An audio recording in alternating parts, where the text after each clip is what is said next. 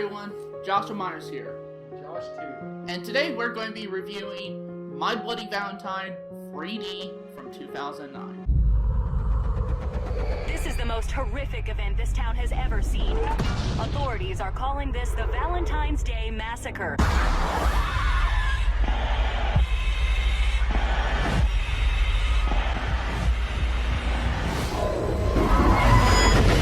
My Bloody Valentine 3D.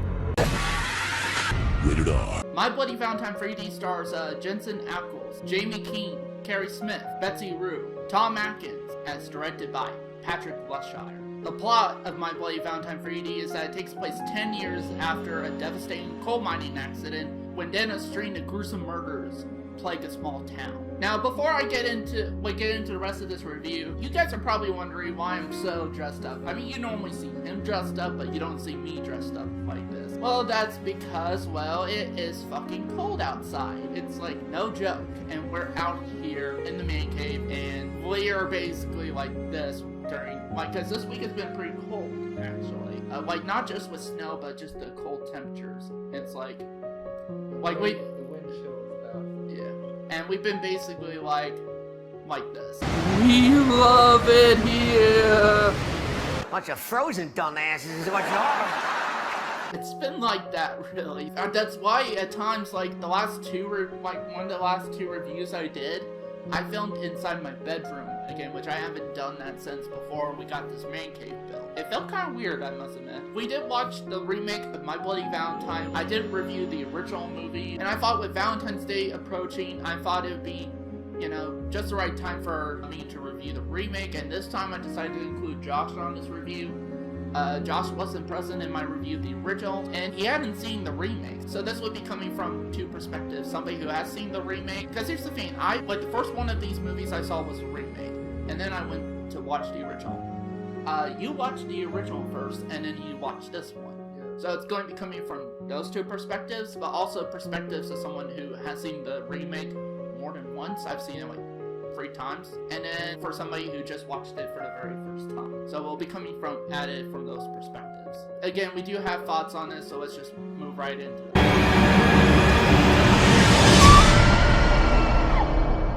3D effects. Actually, they are really good.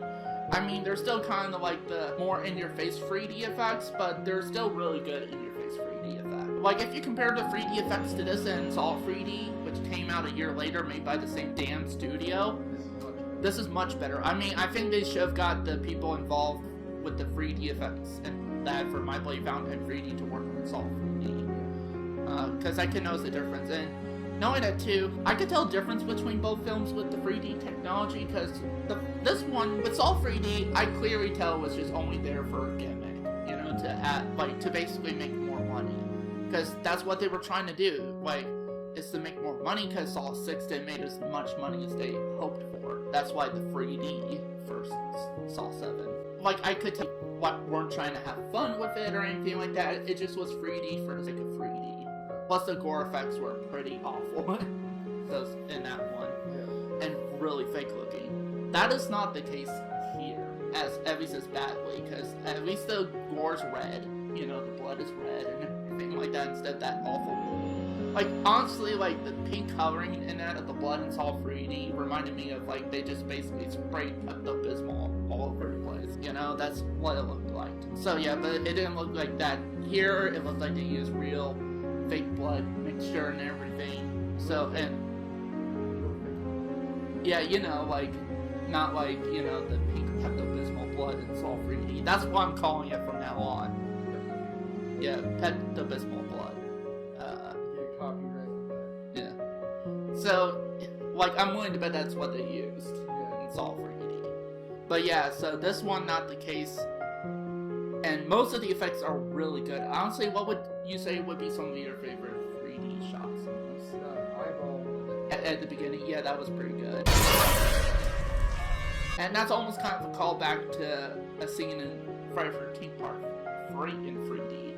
Because there's a scene where Jason grabs this guy's head and crushes it, and then the eyeball pops out of the screen. So it's kind of a callback to that. There's actually quite a few callbacks, older slasher films in this movie. For example, the opening that you were talking about, there were two of the teenagers named Jason and Michael. So, I'm not sure if you caught that. In fact, I think the person who got killed with the pickaxe for the axe was named Michael. Yeah. What, you think I was Harry Warden or something? Hey, Michael! So basically, after Michael Myers and Jason Voorhees, so from the Halloween and Friday 13th series. Right. There's also pretty good callbacks to the original film too. So like there's some repeated kills that are actually done pretty well here, I think. Like for example, one of the repeated kills is like Harry Warden, or who we think is Harry Warden, goes in and kills the woman in Axel's home, and then like I guess the maid and everything, and the sheriff Tom Atkins basically found her in, well actually I don't think it was Tom Atkins, actually it was his deputy, finds her in the dryer and then spinning around. That was actually seen in the original movie. And I thought the effects were done pretty well in this. Also, there's like some other scenes, like again, Tom Atkins' kill in it, where he gets like pickaxe uppercuts through his chin, and that's a callback to the kill in the original movie too.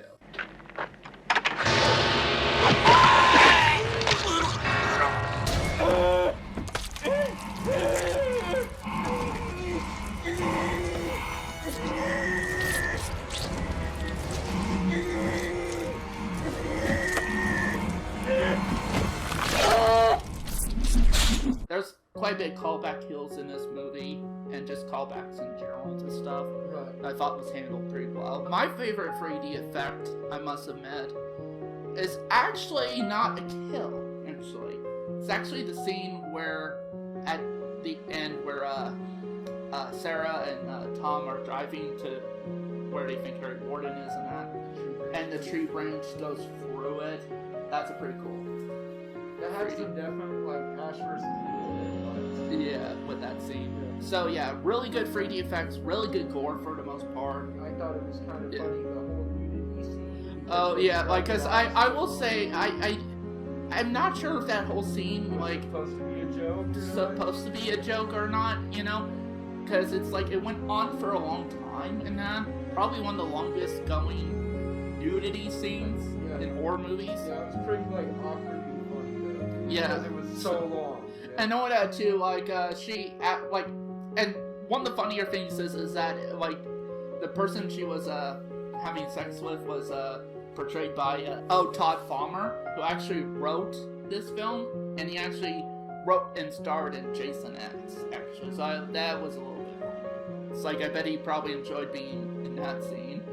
It's almost as if, like, because, again, I'm not sure if that's what it was going for with that scene, almost it was playing it for laughs, you know? Because even it was like, she went outside, butt naked, only in heels, and then the killer was going after her, only, like, running in heels. Right. Which are probably some of the worst types of shoes to be running in. Yeah. So that's what he's kicking off. Yeah. I know that too, like, she had the time to reach for a gun, but not had enough time to at least or even put some clothes on and Just that. a shirt or something. Yeah, a shirt or something, you know. So I think it was maybe being played for laughs, I think. That's the tone I got from it. If it wasn't, then I'd be a bit more, because I think, you know, I don't agree with extensive nudity and that in horror movies. Yeah. I mean, some is fine here and there, but as long as it's classy. So yeah, but since this was being played for laughs, I think kind of joking about how much nudity there is in horror movies, Right. especially in today's horror movies. Right. I mean, I like the story overall. I like the murder mystery element in that, which I also liked in the original. I mean, it's basically the same plot as in the original, just with some differences. Right. So, and One great big difference. Well, part we're getting to is the one. yeah, there is one, but we'll discuss about that after we do our review, because it is spoiler territory. So, I don't even know if they, yeah. So any of the spoilers we're going to talk about, we'll talk about after our rating. Well, you dug the music. Yeah, I dug the music, but I do have a bit of issue with it, so we'll talk about that with our negatives. I also didn't mind much of the characters really. Yeah. I do have some issue with the characters, but again, we'll get to that in my natives. What were your thoughts on the characters overall? I thought they were fun. Yeah, they were fun. I think the acting was pretty good for what this film required, you know? So yeah, also, what did you thought of the killer in this one? I thought he was portrayed. Yeah, Harry Warden, or... Because it's like you don't know if it's Harry Warden, or if it's, you know, the two main characters, Axel and Tom, or if it's somebody else. Which I like that aspect. I mean, one of the things I think I noticed when I was doing my Halloween review series is that I think I actually like murder mystery movies. I think it's one of my favorite subgenres, you know, because I liked films like Saw, Seven. So yeah, and both these movies, the original and this one, are murder mystery movies too. I think like doing that with a slasher film kind of adds more like depth and meat to it per se than just, you know, a killer going around slashing a bunch of teens and that. Also, I really like the pacing of this film too. This film is like, so the movie clocks in at 1 hour and 41 minutes and doesn't feel like that, did it? So like, how long do you think it felt to you? Yeah, maybe an hour tops. And so it is a pretty fast-paced film, but I don't think it's too fast. I don't know. You know, like it's not, it goes by to where you're not losing things. Even though I like the music in this film, I would say the issue I have with it personally is I think it just doesn't fit the movie at all. I would have done different music, honestly. Like, what kind of music do you think you would have gone for? Kind of like dark suspense, you know, like a John Carpenter-ish. Yeah, something like that. A little bit more modern. Like, maybe modern synthesizer stuff. So, Yeah. yeah, that's something I probably would have done myself, too, but they went with something that I think you would, like, I thought, honestly, here's the thing, I like the music, but I probably would like it more if it was in a different film, you know, like, it feels like it would have been more for a action thriller movie than a, like, horror slasher movie, you know, like, to me, it sounds like music that you probably would hear in, like, the John Wick films and stuff like that, and not in a My Bloody Valentine movie. Right, but when we watched this, we had just watched Deadpool beforehand, and honestly, that music would have fit perfect in a lot of the Deadpool scenes. Yeah, but not this. Again, I like the music, but if it was in a different film that would have matched it better, I think I would like it more. Definitely. So, but I think the problem is it didn't fit this movie at all, and I was waiting for music that might fit this movie, and I didn't came across any bits of music that fit. Right. Did you? Yeah. There's a couple small spots like it was really not even a soundtrack that was playing. It was more like sounds, and not really like bits of musical instruments in it. Right. I mean, it was fine then, though. Like, It was serviceable, so, but I still would have done something different even with those shots. Yeah. So, another problem I have, honestly, too, is while I think the actors did fine for the most part and everything, I think they just looked like they looked too modeled up. And, like, kind of basically what I mean is they look too much like models, you know, like they just got off a modeling set. And it was a bit distracting, you know? Because to me, that's not as relatable, you know, really. So, for me, you know, like with my movies especially, and even older slasher films, they did, like, the older slasher films did really good at making characters look like just average people, you know, people you would probably see, and also likable too, you know, like, you could probably see yourself hanging out with these people. Right. So. And then too, we have the issue with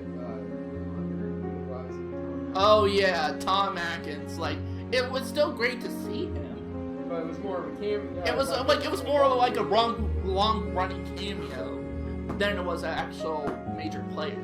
You know, he would play the retired sheriff in this. Like he was the original sheriff of the town during the like 10 years ago with the original Harry Warden killings. You know, so and he just is kind of like more of a cameo, you know? I mean, and knowing that too, his performance isn't, like, it's definitely one of his weaker performances, especially when you compare it to his other stuff, like The Fog or Howling Free. We still have yet to see Night of the Creeps, so, which we will probably check that out at some point. Yeah. So yeah, but I mean, I really like Tom Atkins as an actor, and in fact, that's probably one actor I would like to eventually meet at one of these conventions and, you know, get signed in that. Yeah. So, but in this movie, not so much. Like seriously, if this was his only movie, how would you think of him as an actor? If this was his only movie? Yeah, pretty poorly. He probably wouldn't be like kind of like as good of an actor as we think of him right now. So yeah, so that was a bit disappointing. Like, they didn't, first of all, they underutilized Tom Atkins, and they didn't really utilize him that well, I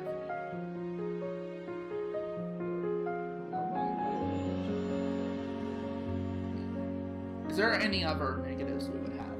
Oh, I have one. Some of the shots with the 3D effects do look a bit at times. Yeah. Like, for example, like the scene where Tom Atkins gets killed and that pickaxe rips his jaw off. That looks a bit fake. You know, I think it maybe it's the slow-mo they use, and therefore you can see more of the pixelation of 3D effects. So, but yeah, there's some 3D elements that don't look that great. And another negative I have too is that the fact that I had to watch this in 2D. I wish we could watch it in 3D, you know? Like, do you think it would have been better if we watched it in 3D, like 3D TV, you know? Yeah. So, like, I think it would have been more fun if we had a 3D TV and watched it on there in 3D. So, maybe one of these days get a 3D TV. One of these days. So, but I'm pretty content with the TV I have now. So, it's just a little bit disappointing that we couldn't watch it in 3D. Yeah. So, and honestly, I think that's about it with my negatives. What about you? Yeah, I think pretty much. Okay, so we're going to go to our review, and then after our review, we're going to get into spoiler territory. So on to our rating. So with that said, I'm going to give My Bloody Valentine 3D a 4.5 out of 5 stars. I'd give it about the same, about 4.5. There are some things in this movie that I think makes it better than the original, you know, but I must admit, you know, there are some things that the original did better, so, both of them I think are like 4-star worthy, basically. Yeah. I just seem to have more fun with this one than the original. Right. So, that's why I gave it the 4.5. If I had about as equal fun of it with the, like, original, I probably would have gave this a 4 out of 5 stars too. Yeah. But overall, I like the free.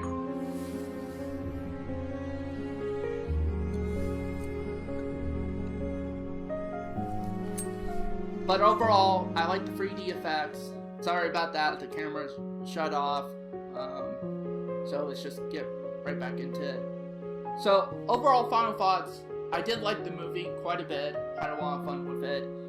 I did like a lot of the 3D effects. I also liked the characters for the most part. I thought it had good acting. The pacing was really good. It didn't move by too slow, but also didn't move by too fast either. I also liked most of the gore effects, really, especially when you compare it to something like Saw 3D. Right. So,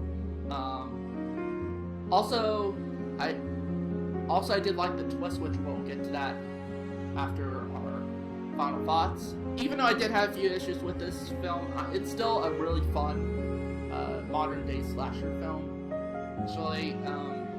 So your final thoughts? Pretty much the same. I liked it better than the original for sure. Yeah.